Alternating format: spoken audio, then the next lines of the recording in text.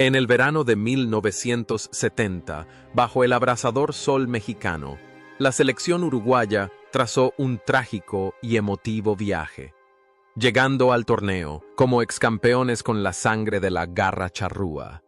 Espíritu guerrero no eran solo un equipo, sino un símbolo de resiliencia. Llegando a semifinales, y solo deteniéndose ante el gran Brasil de Pelé, para luego caer con tristeza ante Alemania Occidental en el partido por el tercer puesto. La generación uruguaya de 1970 aún es recordada como uno de los equipos más resilientes de la historia. Ha transcurrido más de medio siglo desde aquel ardiente verano. El tiempo con sus leyes implacables ha empolvado las glorias del pasado. Los jóvenes y vigorosos de aquel año tienen ahora su propio destino. Algunos se convirtieron en leyendas inmortales, otros eligieron una vida de reclusión y tristemente otros permanecieron para siempre en la patria. Hoy, en un nostálgico día de noviembre de 2025, recordemos la vida y el destino de los 22 héroes uruguayos de aquel año. Atilio Ancheta, defensa central. DF, con tan solo 21 años en el Mundial de 1970, fue uno de los mejores defensas centrales del torneo, un pilar en la defensa, con un estilo de juego vistoso, pero sólido. A pesar de su juventud, nacido en 1948, Ancheta demostró la serenidad de un veterano. No solo era fuerte en la entrada, sino que también tenía una excelente lectura del juego y un ataque preciso. En México 70 fue elegido para el equipo del torneo, un gran honor junto a leyendas como Beckenbauer y Carlos Alberto. Tras la gloria mundialista, la carrera de Ancheta dio un giro brillante en Brasil, fichó por Gremio y se convirtió en uno de los ídolos más importantes de la historia del club. La gente de Porto Alegre lo adoraba, no solo por su talento, sino también por su lealtad y profesionalismo. Jugó brevemente en Nacional antes de retirarse. La vida de Ancheta, tras colgar las botas, estuvo ligada a la música y al arte. Un alma artística se escondía. Tras la apariencia de un guerrero defensivo, aparecía con frecuencia en los eventos de Gremio y era considerado un puente cultural entre el fútbol uruguayo y el brasileño. Curiosamente, la tranquilidad y elegancia de Ancheta en la cancha parecen reflejarse en su vida personal, sin ruido ni escándalo. Elige una vida tranquila, respetado tanto por sus rivales como por sus compañeros. Un auténtico caballero del fútbol sudamericano. Hoy, a sus 77 años, Atilio Ancheta sigue disfrutando de una vida plena y tranquila en Brasil. Sigue apareciendo regularmente en los medios para compartir sus recuerdos. Es testigo vivo de una época dorada del fútbol y quien inspira a las nuevas generaciones del Gremio.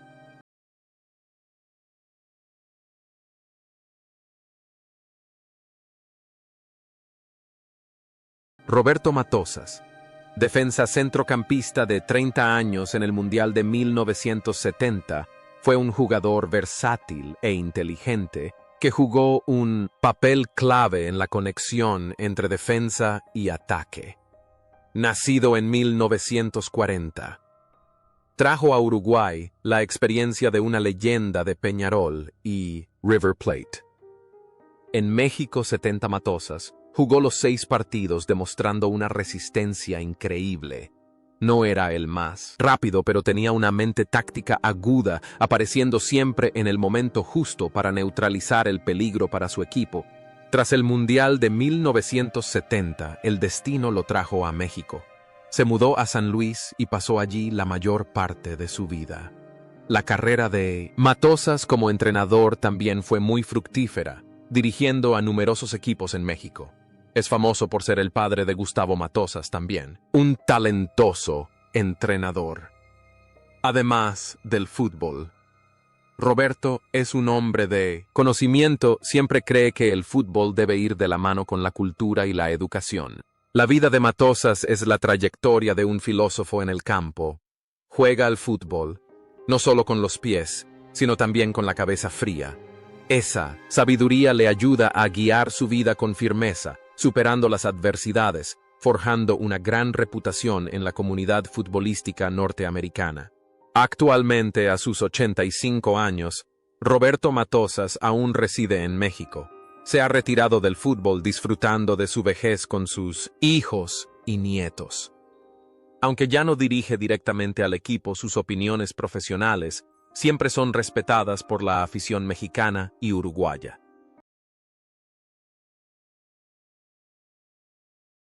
Ladislao Mazurkiewicz, un portero de 25 años, nacido en 1945, apodado La Araña Negra, fue el mejor portero del Mundial de 1970. Nadie puede olvidar sus extraordinarias actuaciones en México. Mazurkiewicz fue el alma de la portería uruguaya, apareciendo siempre en el momento justo, con atajadas fulgurantes.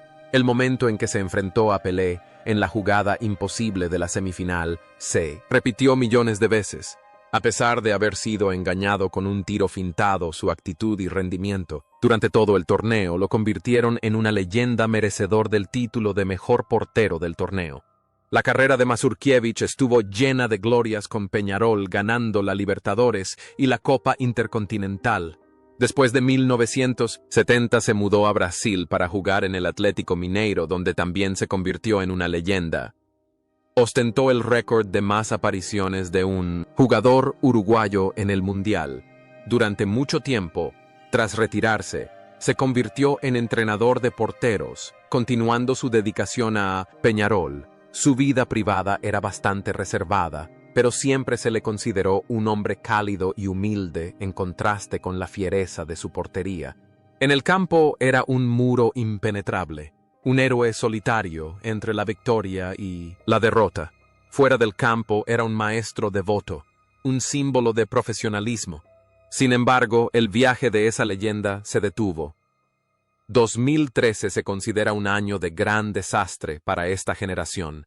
El 2 de enero de 2013, Ladislao Mazurkiewicz falleció a los 67 años debido a una insuficiencia renal y problemas respiratorios. Su partida dejó un profundo dolor en el fútbol mundial, pero la imagen del hombre araña negro con traje negro permanece como un monumento inmortal.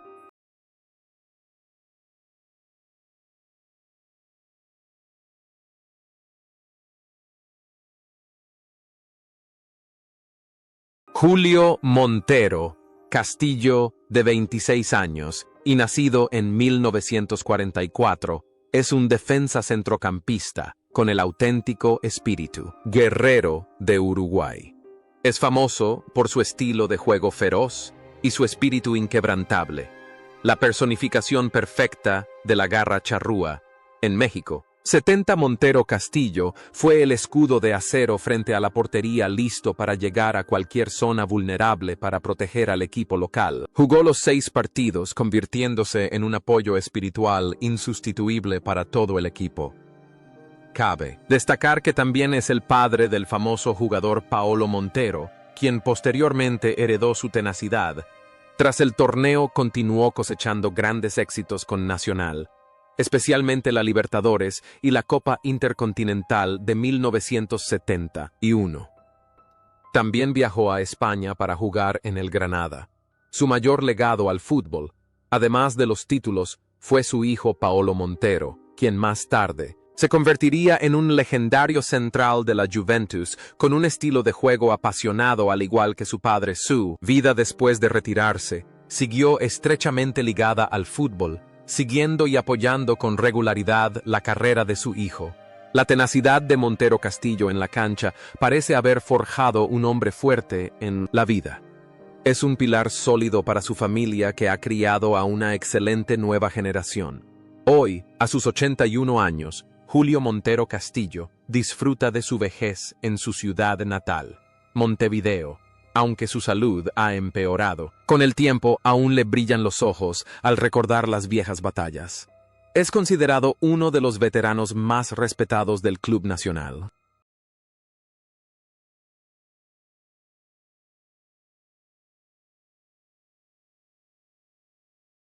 Luis Cubilla, de 30 años. Nacido en 1940, es un extremo apodado la bestia en la banda, uno de los jugadores más exitosos de la historia del fútbol mundial. Para cuando llegó a México, en 1970, era una verdadera estrella con una técnica extraordinaria, gran habilidad para el regate y una velocidad imponente. Cubilla siempre fue el delantero clave en el sistema de ataque de Uruguay, el momento en que salvó el balón justo en la línea de gol para dar una asistencia en el partido contra la Unión Soviética, se convirtió en una de las situaciones más controvertidas y famosas de la historia de la Copa Mundial, demostrando su astucia y clase. La carrera de Cubilla es una vasta colección de títulos con Peñarol Nacional y Barcelona, España, pero su carrera como entrenador es aún más brillante al convertir a Olimpia Paraguay en una potencia continental. Es una personalidad impulsiva pero talentosa, un verdadero padrino del fútbol sudamericano. Su vida estuvo llena de historias de travesuras y un hambre insaciable de triunfo. Vivió y respiró fútbol hasta sus últimos días. Sin embargo, el terrible cáncer de estómago venció a ese guerrero. El 3 de marzo de 2013, Luis Cubilla falleció a los 72 años. Fue él quien abrió el trágico año de 2013 para la selección uruguaya de 1970.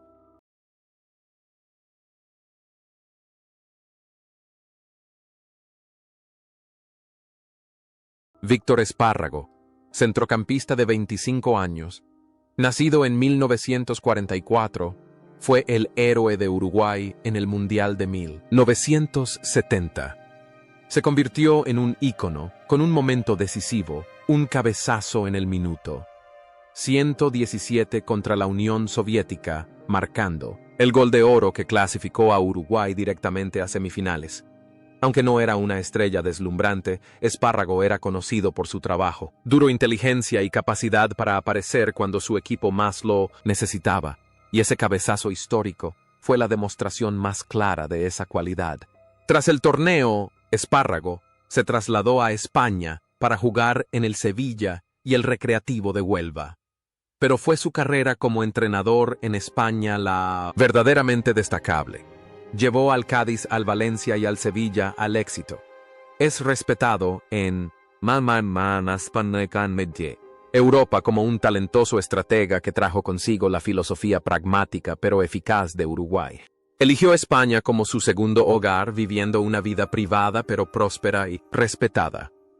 Es un testimonio del éxito de los jugadores uruguayos en el viejo continente. Ahora, a sus 81 años, Víctor Espárrago disfruta de su retiro en España.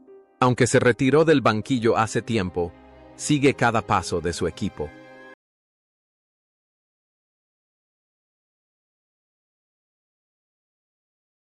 Luis Ubiña, de 30 años y nacido en 1940, fue el capitán ejemplar de Uruguay en el Mundial de 1970. Jugando como lateral derecho, era considerado una roca en la banda, manteniendo siempre la compostura y la serenidad en cada situación con el brazalete de capitán en la mano.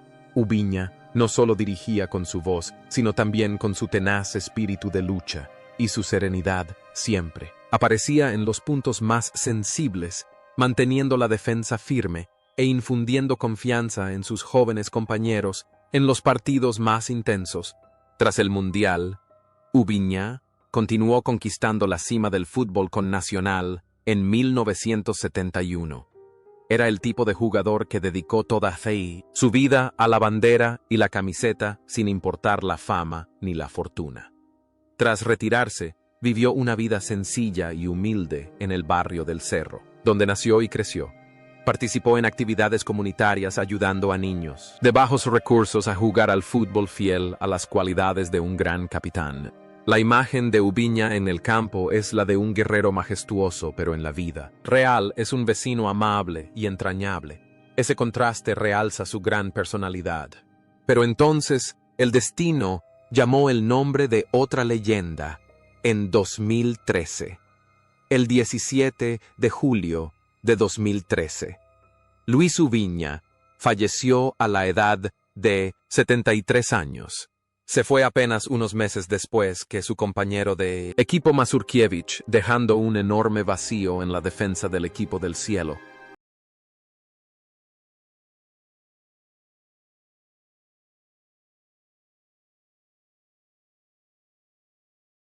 Rubén Bareño, de 26 años, nacido en 1944, juega como delantero, es un jugador clave en el área y un miembro destacado de la generación dorada de Nacional. En el Mundial de 1970 solo jugó 69 minutos como suplente contra Italia, pero su presencia en la convocatoria confirmó su gran capacidad goleadora. Posee la habilidad de elegir posiciones con precisión y una definición decisiva al primer toque, convirtiéndose en una punta de lanza peligrosa cada vez que entra al campo. La cima de la carrera de Bareño no llegó en el Mundial de 1970, sino un año después, en 1971, cuando él y Nacional ganaron un triplete histórico: Campeonato Nacional, Copa Libertadores y Copa Intercontinental. Fue un factor clave en ese equipo invencible. Después, Bareño también se probó en el fútbol europeo con el Troyes Francia y se fue a Argentina para jugar en el Racing Club. Donde quiera que iba, demostraba su profesionalismo y su deseo de aportar. La vida de Bareño ha sido un viaje y una adaptación, desde su juventud como delantero en Cerro hasta la cima del mundo, con Nacional, y luego sus experiencias en Francia. Es un ejemplo de profesional joven que sabe mantener su forma y su imagen. Rubén Bareño tiene ahora 81 años. Ha vivido una vida plena. Considerado uno de los testigos históricos más importantes de Nacional, sigue siendo invitado regularmente a las ceremonias de homenaje del club, donde la afición joven lo mira con admiración como una leyenda viviente salida de un libro.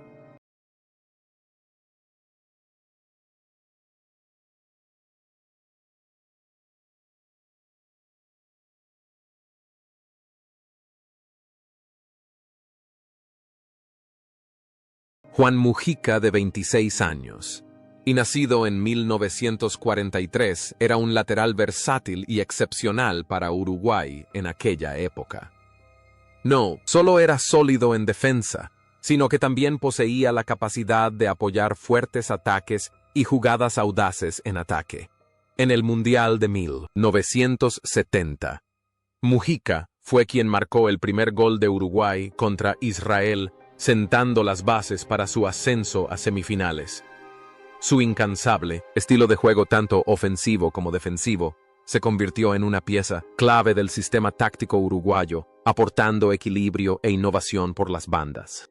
La carrera de clubes de Mujica transcurrió en Nacional, donde ganó todos los títulos continentales. 1. Luego se fue a Francia para jugar en el Lille y el Lens, dejando una gran huella en Europa. Tras retirarse, Mujica se convirtió en un talentoso entrenador dirigiendo a Nacional, a numerosos equipos de Colombia y Costa Rica. Es una persona con una mentalidad futbolística moderna, siempre en busca de la innovación. Su vida fue una serie de viajes ininterrumpidos de Sudamérica a Europa y viceversa. Un hombre trabajador, siempre dedicado y responsable. Sin embargo, el 11 de febrero de 2016, Juan Mujica falleció a los 72 años. Su fallecimiento es una gran pérdida para la comunidad futbolística uruguaya y los clubes que entrenó. Ya no está, pero su gol contra Israel y sus incansables carreras en México 70 siguen presentes en la memoria de la afición.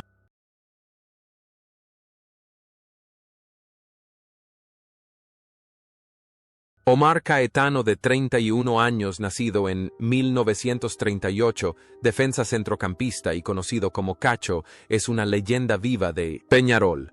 Aunque no jugó ni un solo minuto en el Mundial de 1970, fue el máximo líder espiritual de la selección uruguaya. A sus 31 años, Caetano era el hermano mayor experimentado, manteniendo viva la llama del talento y animando a jóvenes jugadores como Ancheta y Maneiro en el vestuario.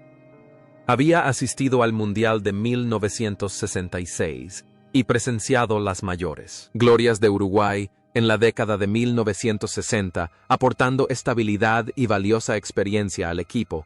La carrera de Cacho Caetano es un canto de amor y lealtad. Pasó casi toda su vida vistiendo la camiseta negra y amarilla de Peñarol 1961-1975. Ostenta el récord de más apariciones en el Superclásico uruguayo, entre Peñarol y Nacional, 57 partidos a sangre y fuego. El estilo de juego de Caetano no era ostentoso.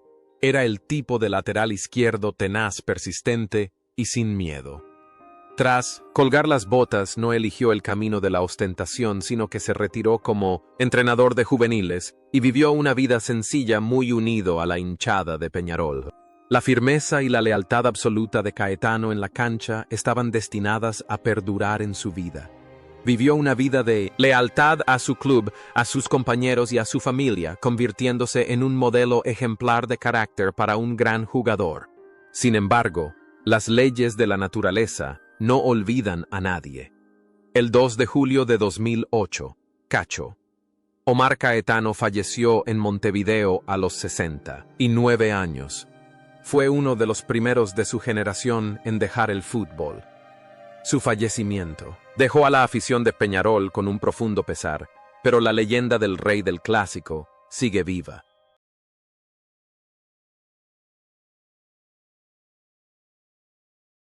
Julio Lozada, de 19 años, nacido en 1950, fue el delantero más joven de Uruguay en el Mundial de 1970. Aunque solo era un suplente estratégico, Lozada fue fichado para crear grandes avances y adquirir una valiosa experiencia internacional. Participar en el torneo a tan temprana edad fue un paso importante para su desarrollo y posterior reconocimiento internacional. Milagrosamente, Lozada encontró su segundo hogar en Grecia, se mudó al Olympiacos y allí se convirtió en un ídolo. Jugó durante más de una década para el club de El Pireo, ganando numerosos trofeos, y es considerado uno de los mejores jugadores extranjeros de la historia del fútbol griego. Hoy, a sus 75 años, Julio Lozada sigue vivo. La afición del Olympiacos lo sigue venerando y a menudo se le menciona como una leyenda viviente. Julio Morales, de 25 años, nacido en 1945, jugaba como delantero y era conocido como Cascarilla. A pesar de su baja estatura, poseía una técnica excelente y era una punta de lanza peligrosa en el ataque uruguayo.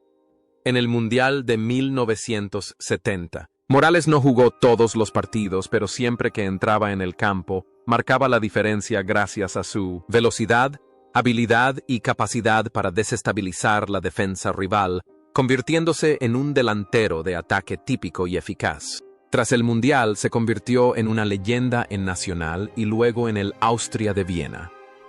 Austria, donde jugó durante muchos años y se convirtió en un ídolo en Europa. Fue uno de los primeros jugadores uruguayos en destacarse en el campeonato nacional austriaco. La vida de Morales fue bastante tranquila. Tras retirarse, se mantuvo en el fútbol juvenil. Sin embargo, la ley del nacimiento, la vejez, la enfermedad y la muerte no perdona a nadie.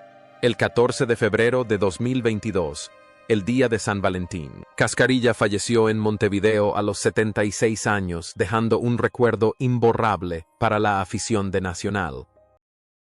Pedro Rocha, de 27 años, nacido en 1942, centrocampista delantero y apodado El Verdugo, fue la estrella más brillante de Uruguay y la principal esperanza del Mundial de 1970. La tragedia del equipo comenzó desde el partido inaugural, cuando Rocha sufrió una grave lesión contra Israel, lo que lo obligó a perderse el resto del torneo.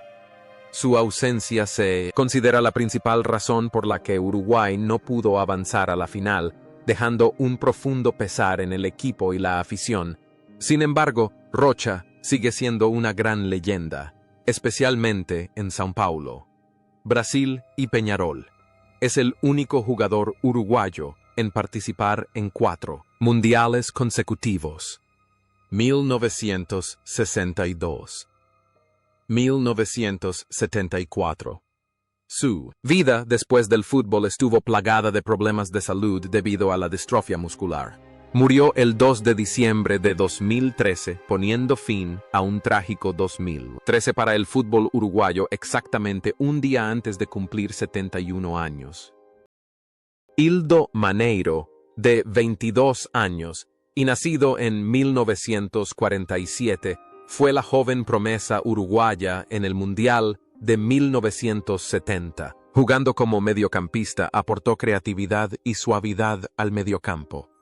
El gol crucial contra Suecia en la fase de grupos no solo salvó a Uruguay de la eliminación, sino que también marcó el surgimiento de una nueva estrella.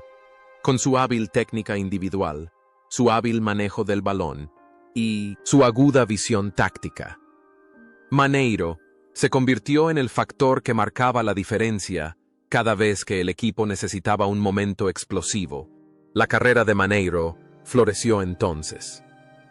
Se mudó a Francia para jugar en el Lyon, una decisión pionera en su época, y se convirtió en uno de los mejores jugadores extranjeros en la historia del club. Tras retirarse, se convirtió en entrenador y dirigió a la selección uruguaya. Era una persona con una mentalidad futbolística romántica que siempre destacaba la belleza de la forma de jugar. Maneiro dedica su vida tras los focos a la formación de jóvenes. Quiere transmitir valiosas experiencias de Europa a la próxima generación. Hoy, a sus 78 años, Hildo Maneiro sigue vivo y coleando. Es invitado a menudo como analista en partidos importantes y es una figura muy respetada en el fútbol uruguayo.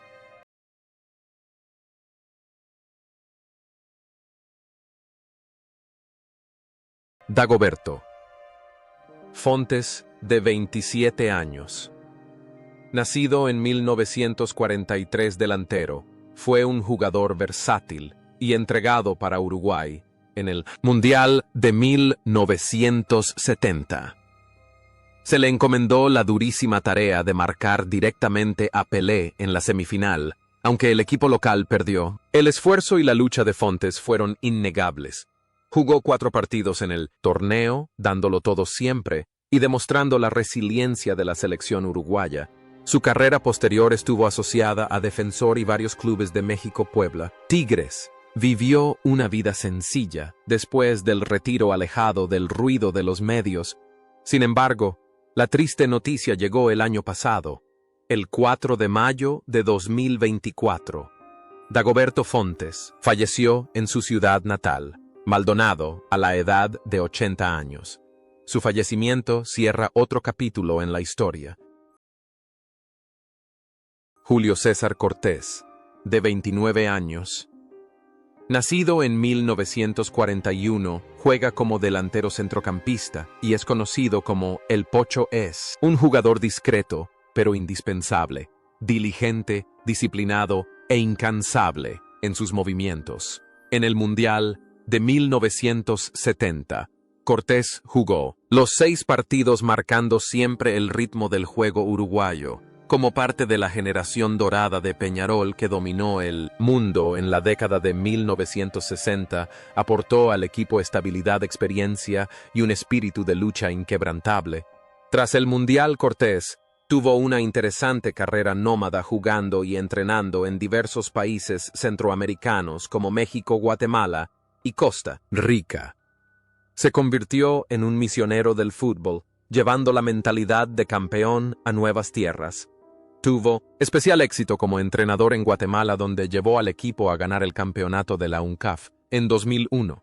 Su vida estuvo llena de aventuras, pero su corazón siempre estuvo en Uruguay. Vivió sus últimos años en Centroamérica, donde fue venerado como una leyenda. Sin embargo, la triste noticia llegó no hace mucho. En julio de 2025, Julio César Cortés falleció a la edad de 84 años. El fallecimiento de El Pocho es un doloroso recordatorio de que esa generación dorada nos está dejando lentamente para siempre.